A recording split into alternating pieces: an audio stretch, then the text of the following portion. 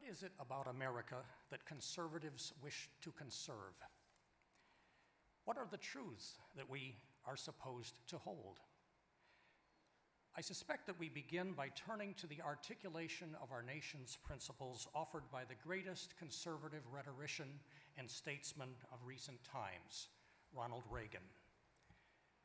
In 1952, Reagan delivered a commencement address in Missouri. In his remarks, he announced his belief that America was less of a place than an idea. This idea, he said, was the inherent love of freedom in each one of us. The idea that deep within the heart of each one of us is something so godlike and precious that no individual or group has a right to impose his or its will upon the people. Reagan confided that for some time he had thought of America as a place in the divine scheme of things that was set aside as a promised land, open to anyone in the world with the courage and desire to tear up roots and to strive for freedom. He closed by affirming that this land of ours is the last best hope of man on earth. As Reagan traveled what he called the mashed potato circuit in the 1950s and 60s, he increasingly sensed that all was not well with what he acclaimed as our land of destiny. The external challenge was the more obvious one, the armed doctrine of communism and its evil empire headquartered in Moscow. In a speech in 1957, Reagan defined the Cold War as an irreconcilable conflict between those who believe in the sanctity of individual freedom and those who believe in the supremacy of the state. But nations can also fall from within. And as the 50s yielded to the turbulent 60s, it was a domestic menace that preoccupied Reagan even more. Our land of liberty, he asserted, was also under assault at home from those who were steering us toward a bureaucratized, all-powerful state in which government would be our big brother and the individual citizen would be absolutely powerless. As Reagan's attacks on the uncontrolled state grew in intensity, he began to contend that his country was unique not only for the reasons he had previously given, but because of the political system it had instituted in 1776. In this land, he proclaimed, occurred the only true revolution in man's history. All other revolutions simply exchanged one set of rulers for another. Here, he said, for the first time, the founding fathers evolved a government based on the idea that you and I have the God-given right and ability within ourselves to determine our own destiny. In the harsh presidential campaign of 1964 between Lyndon Johnson and Barry Goldwater, Reagan declared, "This is the issue of this election. Whether we believe in our capacity for self-government or whether we abandon the American Revolution and confess that a little intellectual elite in a far distant capital can plan our lives for us better than we can plan them ourselves."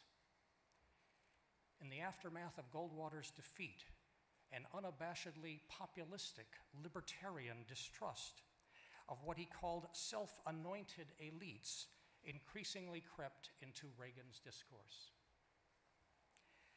In his speeches on public affairs during the 50s and 60s, Reagan, the political evangelist, frequently sounded a note of foreboding. Freedom is fragile, he would assert, and very few nations that lose their liberty get it back. But in the late 1970s, he turned increasingly hopeful about his country's prospects. Brushing aside the consoles of pessimistic fatalism, he asserted that it was not the American people who were at fault, it was their leaders. He began quoting a line from Thomas Paine's pamphlet, Common Sense. "We have it in our power to begin the world over again." To which Reagan crisply added, "We still have that power." By 1980, the year he won the presidency, the underpinnings of Reagan's understanding of America were in place. At its center was a single word: freedom. The right in Reagan's formulation of each individual to control his own destiny and work out his own happiness without subjection to the whims of the state. In his farewell address in 1989, he proclaimed, "Ours is the first revolution in the history of mankind that truly reversed the course of government, and with three little words: we the people." We the people tell the government what to do. It doesn't tell us. We the people are the driver. The government is the car. From the perspective of the past 20 years, it is apparent that one of Reagan's most important achievements as a conservative was to revitalize and perpetuate a populistic libertarian aversion to meddlesome and unaccountable government, an aversion long ingrained in the American psyche. Today, the Reaganite vision of America and of the truths for which America stands is under challenge at home and overseas. As our generation of conservatives takes up what Walt Whitman called the burden and the lesson, we might derive some useful guidance from Reagan himself. "I never thought of myself as a great man," he told a friend in 1993, "just a man committed to great ideas." But Reagan was more than just a believer in America's exceptional character. He became, for his generation, America's bard, and beyond that, freedom's bard, for it was freedom that made America worth saving. It was freedom and self-government that were at the heart of the truths for which we stand. "I've always believed that individuals should take priority over the state," he wrote. With that conviction, he went out and rallied his city upon a hill. And if he could do it, one might ask, why can't we? After all, he told us, we are Americans. Thank you.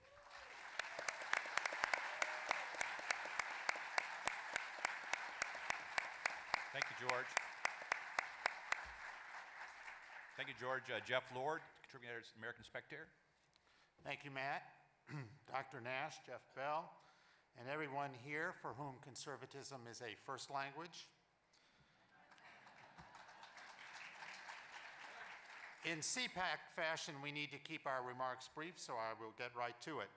Let me start with a story involving Paul Weyrich and Ronald Reagan. Last night, some of you may have attended the Weyrich Awards dinner. The late Mr. Weyrich was, as it was accurately described in the material for last night's dinner by our friend Richard Viguerie, as one of the four pillars of modern-day conservatism, the other three being William F. Buckley Jr., Barry Goldwater, and Ronald Reagan. So you can imagine my anxiety when I received a call as a young Reagan White House aide telling me President Reagan was going to attend a black-tie dinner hosted by Paul Weyrich. The problem? President Reagan, who spent a fair amount of his time in black tie, was apparently not keen on gussying up one more time for this particular event. My mission, and I had no choice but to accept it, was to call Paul Weyrich and gently ask if he and his guests would be so kind as to attend their own event in cocktail attire, which is to say for men in business suits. So I called Paul Weyrich.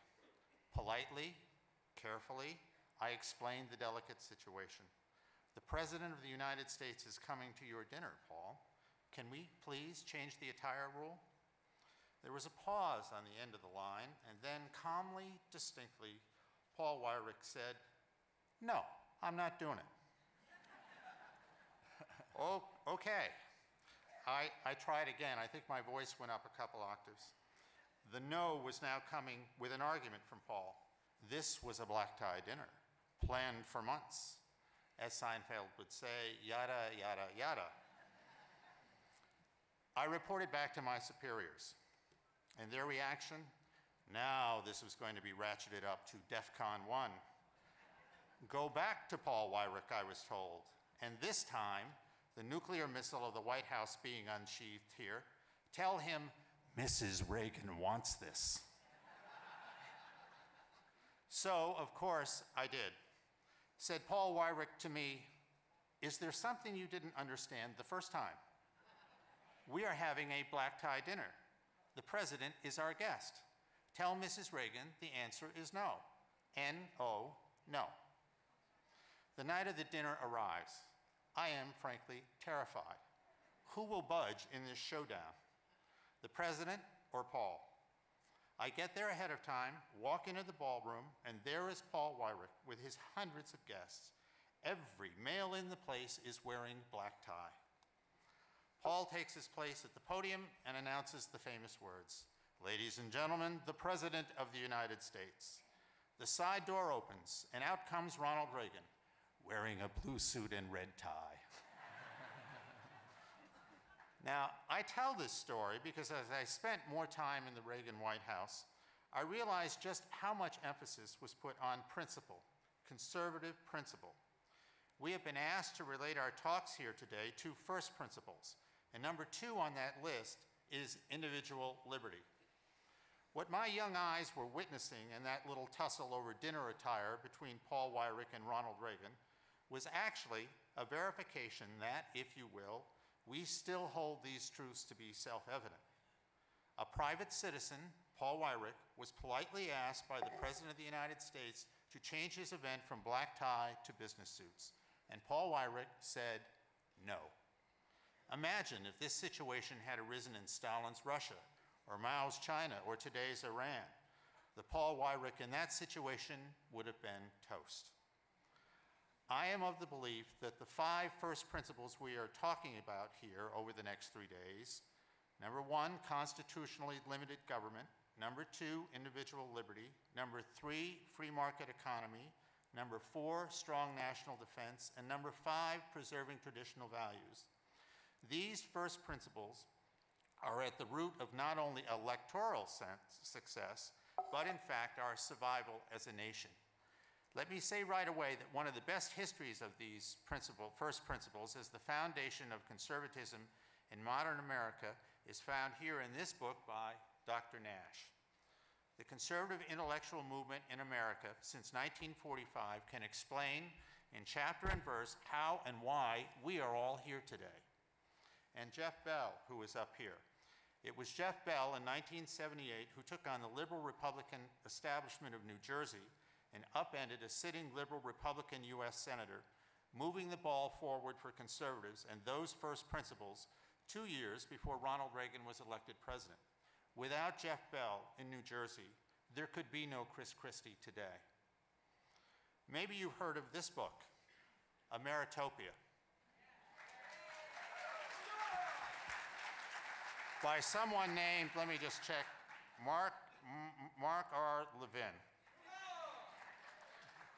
What our friend Mark has done with Ameritopia, now annoying the left at the top of the New York Times bestseller list, is to provide a real understanding of the left-wing mindset. Leftist thought is now, and more importantly, has been down through history, mesmerized by a fantasy that if only X could be done, utopia would arrive. This is illustrated right this minute by the controversy between the Obama administration and the Catholic Church, an appalling instance of government trying to deny religious liberty on the grounds that if only Catholics were forced to violate their religious faith, utopia, women's health insurance, in this instance, would arrive. The reason Mark's book is such a huge bestseller, I am convinced, is directly related to the success of Rick Santorum this week in Colorado, Missouri, and Minnesota. It is related to the success of Talks Radio and Fox, and it tells us, I will get a plug in here, why people read the American Spectator.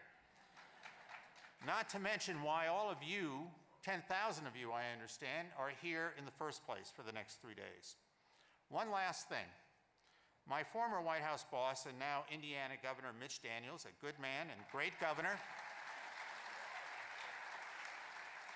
said something here at CPAC last year that I wanted to address in terms of first principles. Mitch was discussing how to attract a big majority for conservatives, and he said, and I'll read the sentence, "We will need people who never tune in to Rush or Glenn or Laura or Sean." To which I would add, yes, my friend Governor Daniels, all true.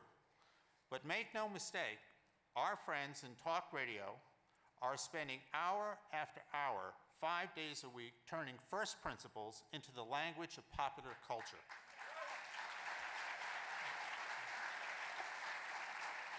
Ronald Reagan's best success was in understanding exactly what Rush and Sean and Mark and Laura and all the rest understand. Our talk radio friends and those of us at the American Spectator and all the other conservative publications are not conservatives to accommodate our first principles to those who have none. We are conservatives to educate and illustrate every day of the week why those first principles are still absolutely vital to everyday life and to convince others to join us. If I may be blunt, here's a message to all those political consultants out there. Stop selling conservatism short. It's the ultimate in political winners. Remember when ex-Bush speechwriter David Frum wrote that mind-boggling Newsweek cover back in 2009 titled, "Why Rush is Wrong," predicting all kinds of electoral doom if conservatives listened to our first principles as Rush discussed them day in and day out. Rush was kryptonite to the Republican Party, Mr. Frum insisted. So too Mark Levin and Sean Hannity. Mr. Frum even had this warning in his story, and I quote, you'll love this, quote, "Those images of crowds of CPACers cheering Rush's every rancorous word, we'll be seeing them rebroadcast for a long time." Well, David Frum was right, but not the way he thought. Those images were cheered in the 2010 elections. President Reagan once said that conservatism was not a fraternal order, it was a shared philosophy. So let me close by just closing as he did at CPAC. I don't know about you, but I am impatient with those Republicans who, after the last election, rushed into print saying we must broaden the base of our party, when what they meant was to fuzz up and blur even more the differences between ourselves and our opponents. We must be raising a banner of no pale pastels, but bold colors, which make it unmistakably clear where we stand.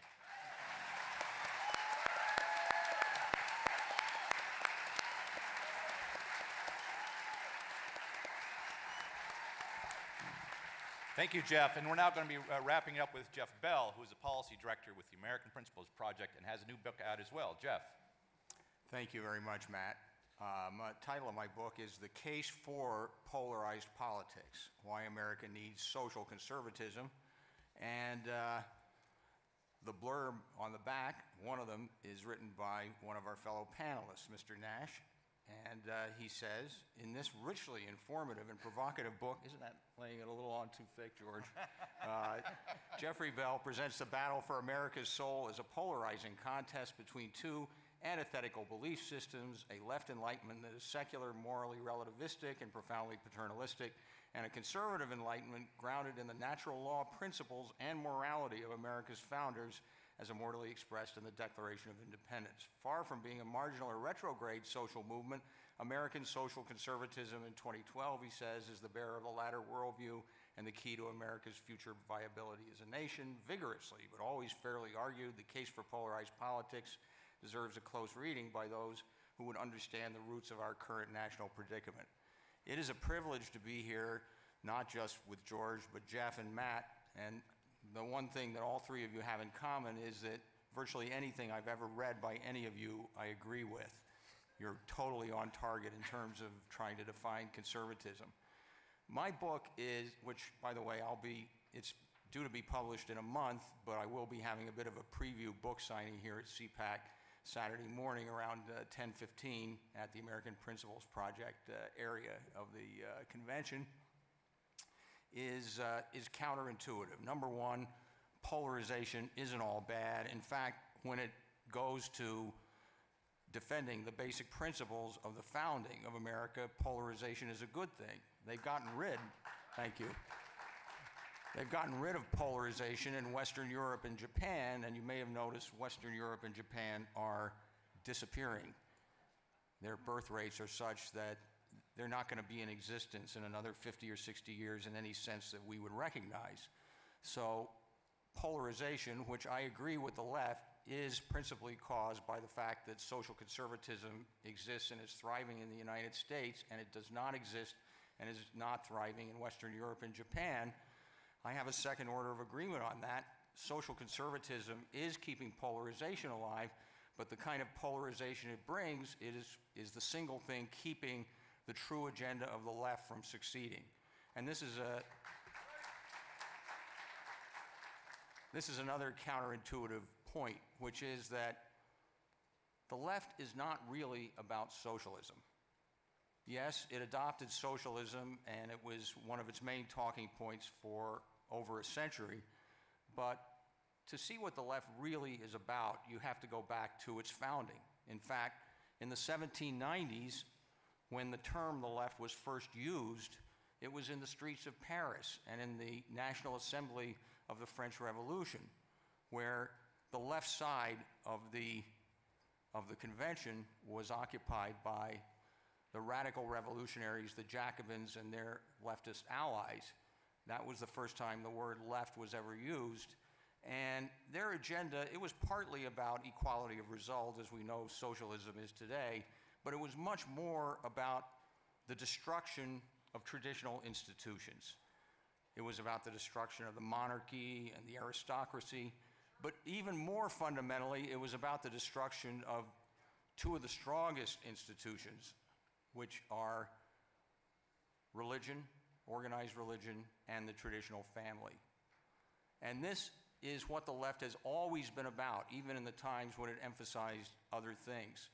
And that gives you a reason why, despite all the predictions of social issues being not that important in a time of economic stress, they keep coming back in the form of the Obama administration's birth control mandate, Susan G. Komen, gay marriage. All these things keep coming back because they are central to the agenda of the left, and always have been since the time the left was invented in the 1790s by people like Robespierre, building on the teachings of Jean-Jacques Rousseau, who died in 1778. The left is about this, and when the left began to be dominant on this, which was the 1960s, that was the time when the term social conservatism first began to be used. The revolution of the 60s for Europe was much more important, as it turned out, than the revolution that destroyed communism, European Marxism in the late 80s and early 90s. It completely conquered the major European institutions. The march through the institutions, as outlined by Herbert Marcuse and other members of the Frankfurt movement in Germany, German Marxism, succeeded there, and it succeeded here in the elites, among the elite opinion stream, but the fact that a popular resistance occurred, that people divided along these social issues, very often in an income-based pattern where the little guy was staying socially conservative and elites in society were going the other way, has really determined a heck of a lot of the history that we've had ever since, just as it's been an underlying force in the last 200 years since the invention of the left and the attempt of conservatism to define itself as a way of countering the universal and completely oppressive, coercive aims of the left. So those are the headlines. That's a preview. I'll try to get into this at more length if some of you are going to be around Saturday morning.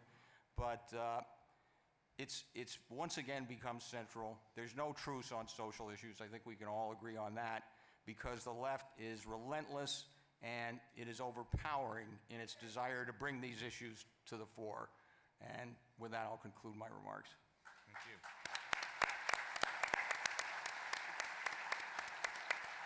Wow, what a great panel. When was the last time, for all those people, reporters who are here, when was the last time there was a political convention that talked not only about the founding fathers, but about Rousseau, Marcuse, the Frankfurt movement, the progressives? I mean, this is good stuff. This is great. This is why we need to know these things. We need to know what's going on in our world. All of the speakers here, including myself, who actually I was an intern under in the Ronald Reagan White House. We all had connections back to Ronald Reagan. We've all noted, and I will remind you, in his first inaugural, he talked about how we stand on the shoulders of our founders, right? He made that link back.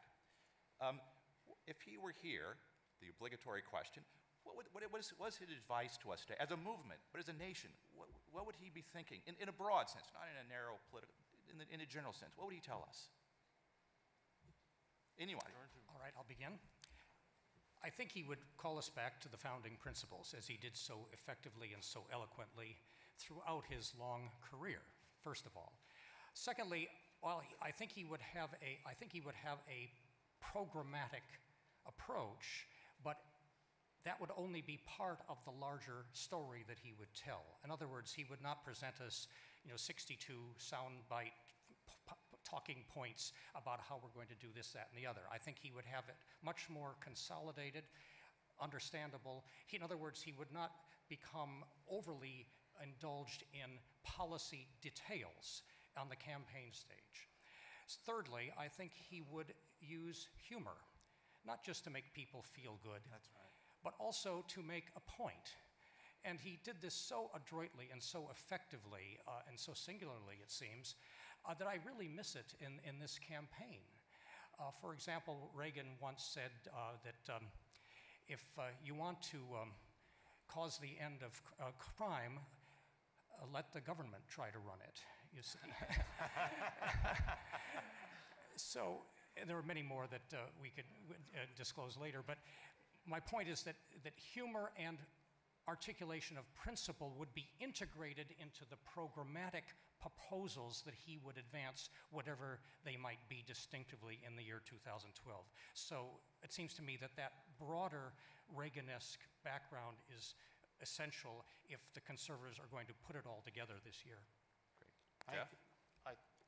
One of the Jeffs. Jeff, go first. Jeff won. After you, Jeff. I think that's right. It's important to remember with President Reagan that he evolved into conservatism. I mean, he was at one point, as I think he said something about he was a hemophiliac, bleeding heart liberal. And over the course of his lifetime, he evolved into his conservatism, so that by the time he became president, this was very much a set of first principles, if you will, and he knew exactly how to relate them programmatically. One of his big accomplishments, I will say, I think, I have here a New York Times headline from March of 1980, and the headline says, "Ford declares Reagan can't win." What President Reagan did is make sure that people understand that conservatives can win elections, and that you base these elections on first principles, with the kind of understanding that Jeff and Dr. Nash have talked about, and then you take that out on the campaign stump and you take it into the government if you win, and that's where you go from there. He had a crystal clear understanding of that. I'll be brief on this. I think in economics he'd be pushing toward the gold standard. I think in coalitional terms he'd be going after the Latino vote by saying that Latinos have the same values as the conservative movement.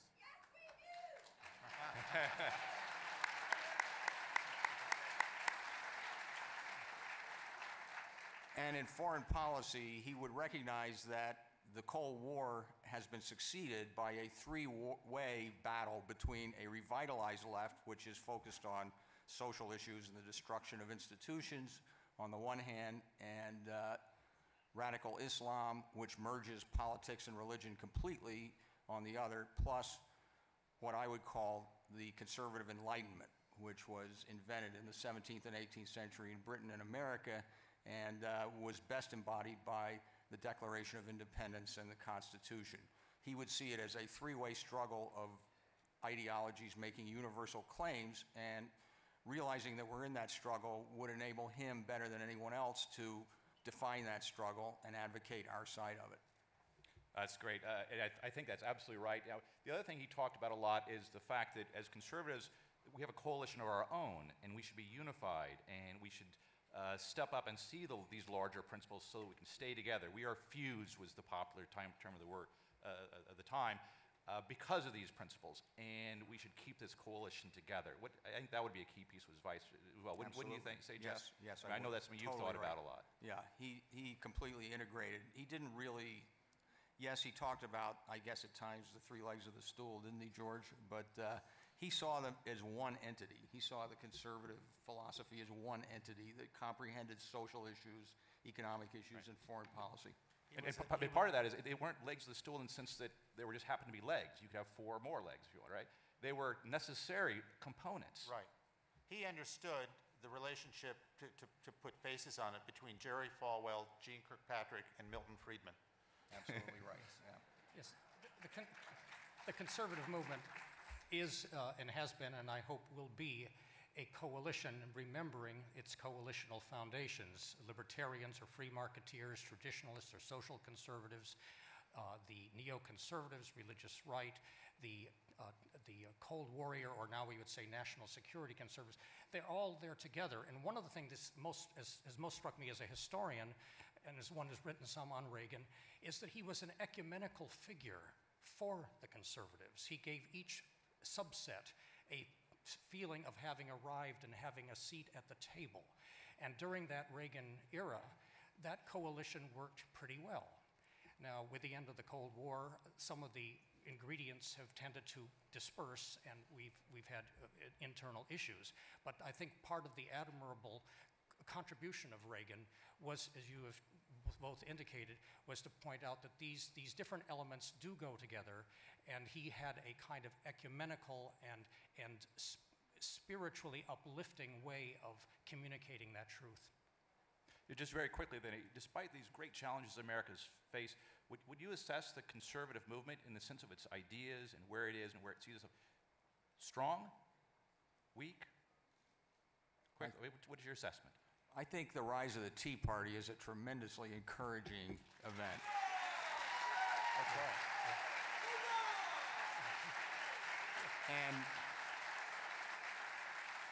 And I would add that far from adopting the thesis that it's in competition with social conservatism, I think what it really does, the Tea Party, is it brings those same principles of the founding, that all men are created equal, into the economic and big government aspects of the political debate. It's really the same thing being applied to a whole different area, and it's a tremendously encouraging thing for conservatism. Right. These are not new or different ideas. These are America's ideas. Right.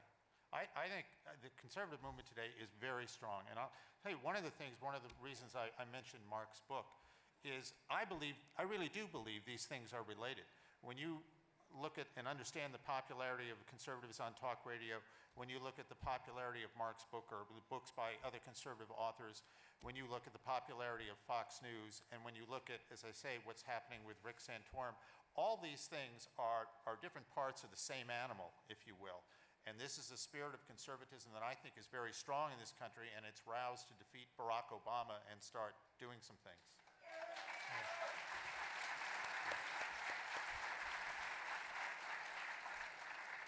And I would just add that one reason that conservatism is so vibrant right now is that it is keeping its eye on the external challenge. And if there's one thing the events of the last couple of years have done in the lurch to the left that we've seen in public policy and in Washington, is it is galvanized conservatives to return rather rapidly to their roots, more quickly, I think, than many observers thought. The greatest gift to conservatives is Barack Obama. Well, with that, my friends, I would encourage you to buy George Nash's many books. Read The American Spectator. Jeff Bell has a book signing tomorrow. I have a book signing for my book Saturday. I have a book signing for my book, We Still Hold These Truths, after this panel this morning. But let me conclude by reminding you that America is an experiment. We were told we couldn't win the American Revolution against the British Empire. We were told the Union wouldn't hold, but it did. We were told we couldn't defeat Nazism and communism, but we did. America is an experiment, but every generation must vindicate that cause. This really is our moment of decision. The debate between the founders' constitutionalism and moral grounding and the progressive paradigm has been engaged, perhaps as never before in our lifetimes. How that debate is resolved ultimately will determine whether the United States remains what Ronald Reagan thought was a shining city on a hill. If we are to succeed in the battles to come, we must be absolutely sure of our purpose. And we must begin by retaking and defending the moral high ground, which is America's founding principles.